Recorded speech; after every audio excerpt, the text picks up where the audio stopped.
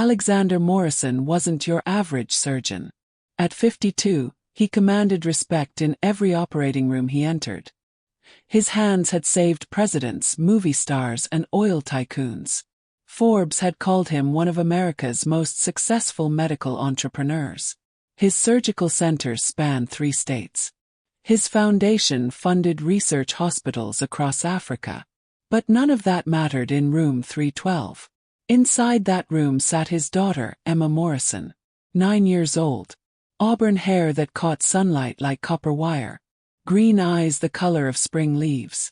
She wore a designer dress, powder blue with tiny silver buttons. Her legs, thin as bird bones, hung motionless from her wheelchair. Emma had never walked. Not once. Not even a single step. The neurologists had a name for it. Spastic cerebral palsy. The physical therapists had charts showing her limitations. The orthopedic specialists had X-rays proving why surgery wouldn't help. Alexander had spent $3 million in 2 years, flying Emma to specialists in Switzerland, Germany, Japan. The verdict was always the same. She would never walk. This morning, Emma sat by the floor-to-ceiling windows, her wheelchair positioned so she could watch the city below. Cars moved like ants along the streets. People walked to work, jogged in the park, chased after buses. Everyone moved. Everyone except her. "Morning, sweetheart." Alexander kissed the top of her head. "How are you feeling today?" Emma shrugged without looking up. "Fine." That word, fine. It had become her default response to everything. How was physical therapy? Fine. Did she enjoy her tutoring session? Fine. Did she want to go to the park? Fine. But her eyes told a different story. They held the weight of a child who had stopped dreaming. Alexander checked his platinum watch. "I need to do my rounds. Mrs. Patterson will be here soon for your lessons." "Okay, Daddy." He kissed her forehead again and headed for the door. But something made him pause. Emma was staring at a group of children playing soccer in the park below. Her small hand pressed against the glass. For just a moment, her mask slipped. The longing in her expression cut through him like a blade. Alexander had performed over 10,000 surgeries. He had held beating hearts in his hands. He had reattached severed limbs and removed tumors the size of grapefruits. But he couldn't fix his own daughter. The hallway seemed longer as he walked away. 3 floors down in the staff locker room, Amara Okafor was changing into her scrubs. At 38, she moved with quiet confidence.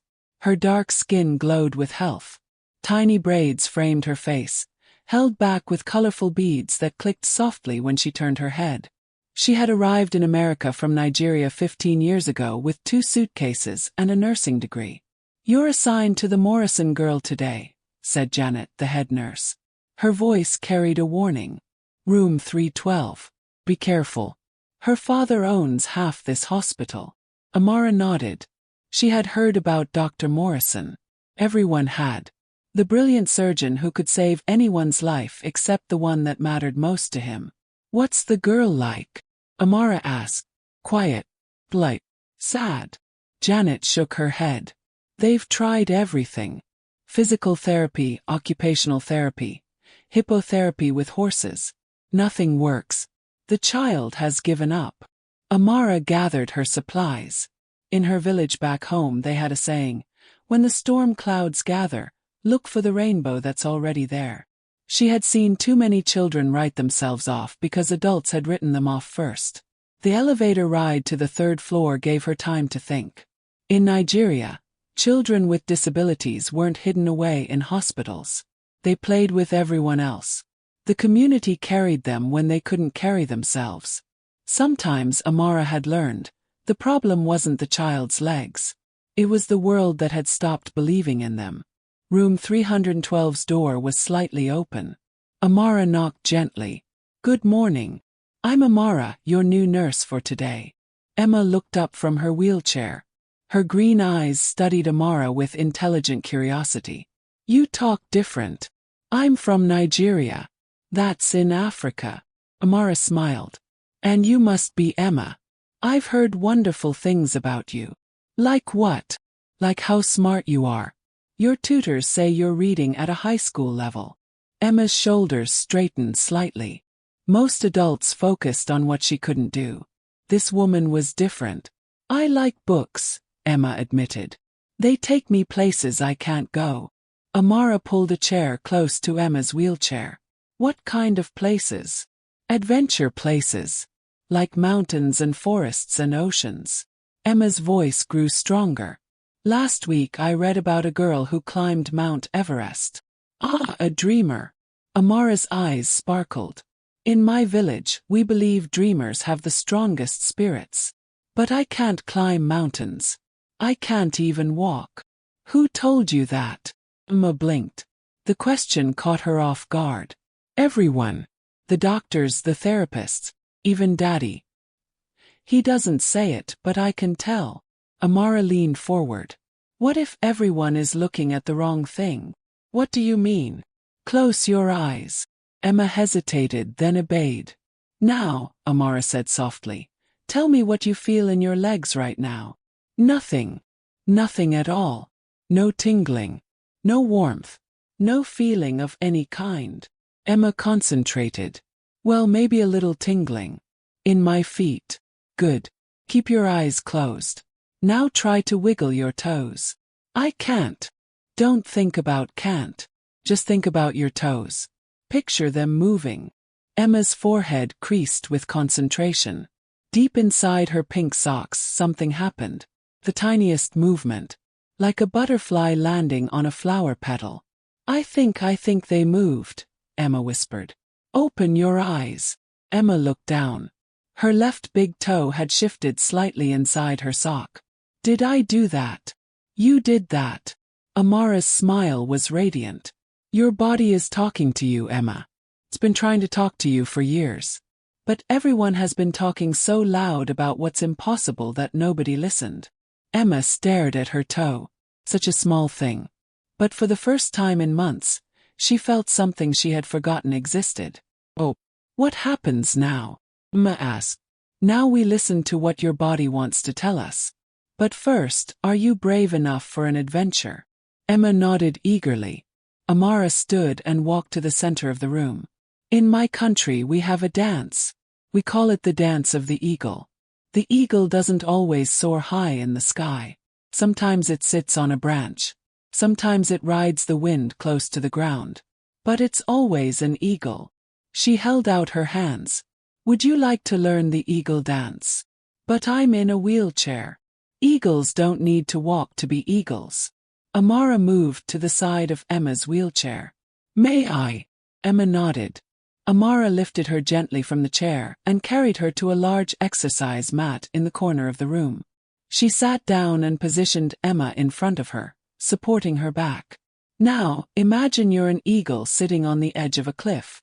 The wind is calling you to fly. Amara raised Emma's arms slowly, like wings catching air. Feel the wind under your wings. Emma giggled. It was the first genuine laugh she had made in weeks.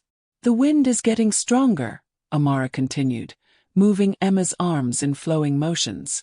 Your wings want to spread wide. As Emma's arms moved, Amara noticed something.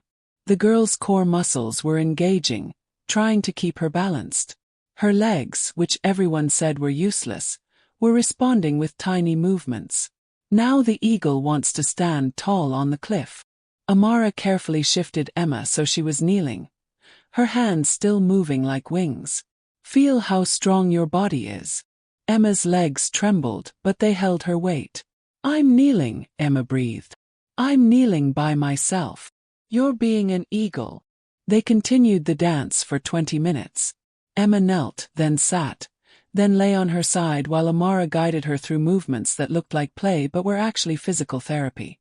Every motion was disguised as part of the eagle's journey. Down the hall, Dr. Alexander Morrison finished his last patient consultation. He checked his watch. Emma's morning session with her tutor should be starting soon. He decided to peek in and see how she was doing. The sight that met his eyes stopped him cold. Emma was on the exercise mat, supported by the Nigerian nurse. But she wasn't just lying there. She was moving. Her arms spread wide like wings. Her legs, the legs that had never held her weight, were bent beneath her in a kneeling position. And she was laughing. Alexander hadn't heard his daughter laugh like that in 2 years. He stood frozen in the doorway, afraid to break the spell. The nurse was speaking in a melodic voice, telling some kind of story about eagles and wind and flight. Emma was completely absorbed, her face glowing with joy and concentration. Now the eagle sees something beautiful far below, the nurse was saying. She wants to get closer. She spreads her wings and she helped Emma shift position. For 3 seconds, maybe 4, Emma supported herself on her knees without any assistance. Alexander's medical training kicked in. He analyzed what he was seeing. Emma's quadriceps were firing. Her hip flexors were engaged. Her core muscles were active.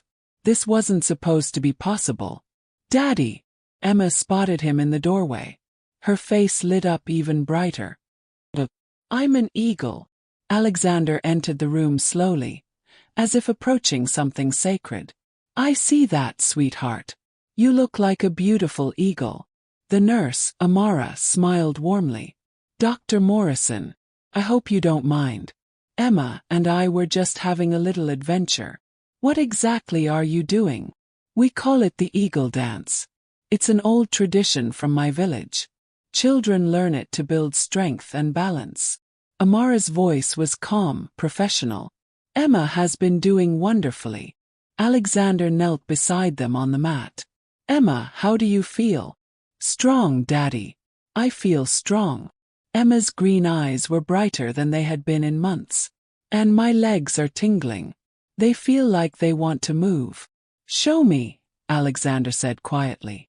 Amara positioned herself behind Emma for support. "Remember, you're the eagle. You're powerful and graceful." Emma closed her eyes and concentrated. Slowly, her left leg shifted. Then her right. She was adjusting her balance, making tiny corrections that her brain was sending to muscles everyone had written off as dead. "How is this possible?" Alexander whispered. Amara met his eyes. "In my experience, Dr. Morrison, children's bodies want to heal. Sometimes we just need to ask them the right questions." "But the specialists said dash." "The specialists looked at scans and charts. I'm looking at Emma."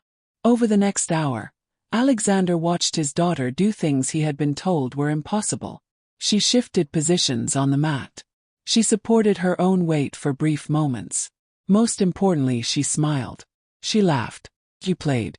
When the session ended and Emma was back in her wheelchair, she was exhausted but exhilarated. "Can we do the eagle dance again tomorrow?" she asked Amara. "If your father says yes." Emma turned to Alexander with pleading eyes.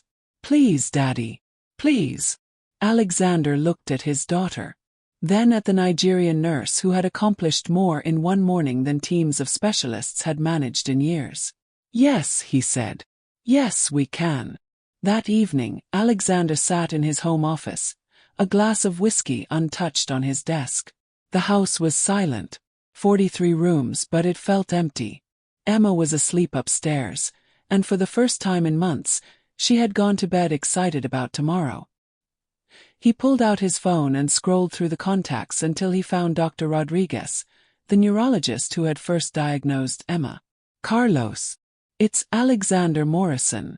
I need to ask you something about Emma's case." "Of course. How is she doing?" "That's what I want to talk about. What if we've been approaching this wrong?" "What do you mean?" Alexander chose his words carefully.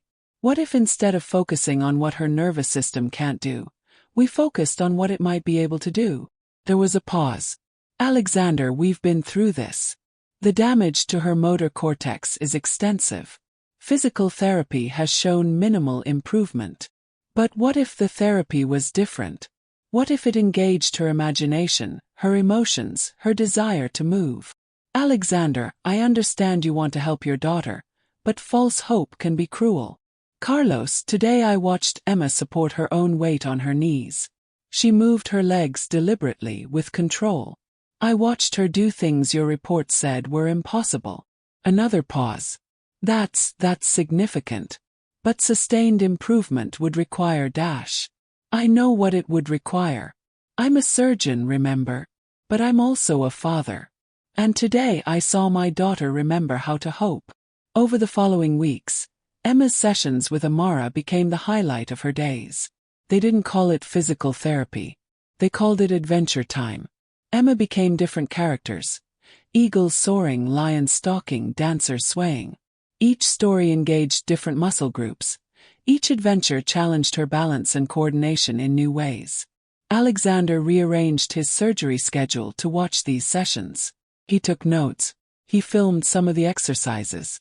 As a scientist, he was fascinated by what he was witnessing. As a father, he was watching his daughter come back to life. The key, Amara explained one afternoon, is that Emma doesn't think about her limitations during our adventures. She thinks about being powerful, being graceful, being free. Her brain sends different signals when she feels strong than when she feels broken. You're rewiring her neural pathways through play, Alexander mused. I'm helping her remember that her body wants to move. Movement is natural. Stillness is learned. Emma's progress was gradual but undeniable.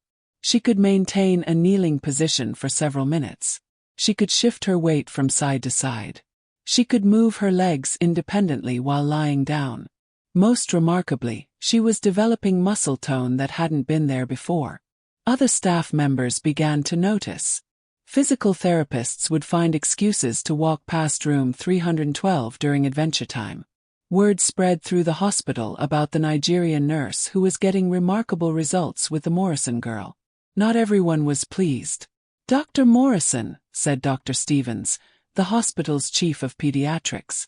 I need to speak with you about your daughter's care. They met in Alexander's private office. Dr. Stevens was a thin man with wire-rimmed glasses and a permanent frown. I understand you've been allowing unconventional treatments for Emma. I've been allowing my daughter to have fun while building strength and coordination. The results speak for themselves. The results are anecdotal. This nurse, Amara whatever her name is, she's not licensed for physical therapy. If something goes wrong, if Emma gets injured she's been injured for 9 years by sitting in a wheelchair doing nothing. Alexander, be reasonable. You're a surgeon. You understand medical protocols. You can't just ignore established treatment modalities because Because what? Because they've failed my daughter. Because in 6 weeks this nurse has achieved more progress than years of conventional therapy. Dr. Stevens adjusted his glasses. I'm recommending that Emma return to our standard pediatric rehabilitation program. And I'm recommending that you observe one of Amara's sessions before making any decisions. The next morning, Dr. Stevens reluctantly agreed to watch Adventure Time. He arrived at room 312 with a clipboard and a skeptical expression. Alexander was already there, along with 2 other doctors who had heard about Emma's progress. Amara greeted everyone warmly, then turned to Emma. Are you ready for today's adventure? Yes. What are we today? Today we're mountain climbers. We're going to climb the tallest mountain in Nigeria. Amara helped Emma onto the mat and began the story. Emma was a brave explorer, seeking treasure at the mountain's peak. To find it, she would need to navigate rocky slopes, crawl through caves, and finally stand tall at the summit. As the adventure unfolded, Emma moved through a complex series of exercises. She crawled forward using her arms and core muscles. She navigated around obstacles that required her to shift her weight and adjust her balance. She stretched upward, reaching for handholds that Amara described in vivid detail. Dr. Stevens stopped writing on his clipboard. He was watching Emma's legs. They weren't just along for the ride. They were participating, pushing, adjusting, supporting. The climax came when Emma reached the mountain's peak. Amara knelt behind her and slowly helped her rise to a standing position. Emma's legs trembled with effort, but they held her weight. I can see everything from up here, Emma announced, her arms spread wide. The whole world. She stood there for nearly 30 seconds before fatigue set in and Amara lowered her back to the mat. The room was silent. Dr. Stevens cleared his throat. How long has she been able to stand? She's been building up to it for 3 weeks, Alexander replied. Yesterday she stood for 20 seconds. Today was 30. This is quite remarkable, one of the other doctors murmured. The muscle activation patterns are completely different from what her previous assessments indicated. Dr. Stevens studied his notes. I'd like to schedule some updated neurological tests. If Emma's motor function is improving to this degree, we need to document it properly. Does this mean she can keep working with Amara? Emma asked from the mat. She had been listening to the adult conversation with the sharp intelligence that had always impressed her teachers. Dr. Stevens looked at the young girl, then at her father, then at the Nigerian nurse who had somehow accomplished what teams of specialists could not. Yes, he said finally. I think that would be wise. The tests confirmed what everyone had witnessed. Emma's brain was forming new neural pathways. Areas that had been dormant were showing activity. Her muscle strength had improved significantly. Most importantly, her motivation and emotional state had transformed completely. It's unprecedented, Dr. Rodriguez told Alexander over the phone. I've never seen neuroplasticity patterns like this in a child with Emma's initial presentation. What does it mean for her future? It means we need to revise our understanding of what's possible. It means Emma may have potential we never recognized. Will she walk? There was a long pause. Alexander, 6 months ago I would have said no without hesitation. Today I honestly don't know. But I do know that Emma is already accomplishing things we thought were impossible. Winter turned to spring, and Emma's adventures continued. She became a swimmer navigating underwater caves, which strengthened her core and improved her breathing. She became a circus performer, balancing on invisible tightropes, which enhanced her proprioception. She became a rock climber, a dancer, a warrior princess. Each character taught her body something new. Alexander watched his daughter transform. The quiet, resigned child was gone. In her place was a spirited 9-year-old who woke up excited about the day ahead. Emma still used her wheelchair for long distances, but she could now transfer herself from chair to mat, from mat to floor, from floor to low furniture. More importantly, she had stopped saying, "I can't." "Daddy," she said one evening as he tucked her into bed, "do you think I'll ever walk like other kids?" Alexander had learned to be honest with his daughter. "I don't know, sweetheart. But I know you're stronger than we ever imagined. And I know that whatever happens, you're going to have an amazing life. Amara says that walking isn't the only way to be strong. Amara is very wise. She says in her village, they have a word for people who overcome big challenges. Indomitable. It means you can't be defeated, no matter what." Alexander smiled. "That sounds like you. I think I want to help other kids like me someday. Kids who need to remember they're indomitable. I think you'd be wonderful at that." Emma snuggled deeper into her blankets. "Will you tell Amara something for me tomorrow?" "Of course. Tell her thank you for teaching me to fly before I learned to walk." Spring became summer, and Emma's progress continued. She could now maintain a standing position for several minutes with minimal support. She could take shuffling steps while holding onto parallel bars. Most remarkably, she had started walking short distances using forearm crutches, her legs wobbly but determined. The day she took her first unassisted steps was a Thursday in late July. Alexander had brought a film crew to document Emma's sessions for a medical journal. The camera was set up discreetly in the corner. Emma was practicing her standing balance while Amara knelt nearby for safety. "I want to try something," Emma announced suddenly. "What's that?" Amara asked. "I want to walk to Daddy." Alexander was sitting across the room about 8 feet away. Might as well have been 8 miles. "Emma, that's quite far," Amara said gently. "Maybe we should try a shorter distance first." "No, I want to walk to Daddy." Emma positioned herself carefully. She had been standing unsupported for 3 minutes already. Her legs were trembling with fatigue, but her face was set with determination. "Okay," she whispered to herself. "You're indomitable." She lifted her right foot and placed it forward. Then her left foot. She wobbled, caught her balance, and took another step. Alexander held his breath. The camera captured every moment. Emma took a third step. Fourth. Her arms windmilled as she fought to stay upright. Her face was flushed with concentration and effort. On the fifth step she stumbled. Amara moved to catch her, but Emma waved her off. "I'm okay. I'm okay." She straightened up and took 2 more steps. Then 1 more. Steps total. 8 steps that carried her into her father's arms. Alexander caught her and held her tight, tears streaming down his face.